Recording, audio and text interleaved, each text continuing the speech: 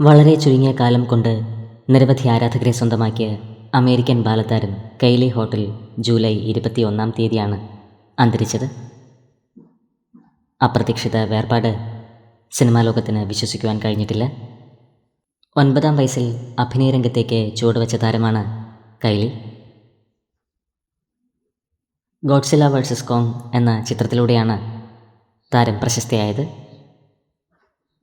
2021-ലാണ് ഈ ചിത്രം പുറത്തിറങ്ങിയത്.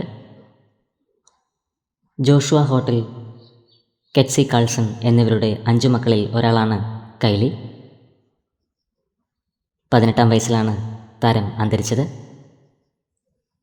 മേരിലാൻഡിൽ വെച്ചുണ്ടായ വാഹനാപകടത്തിലാണ് അന്ത്യം സംഭവിച്ചത്.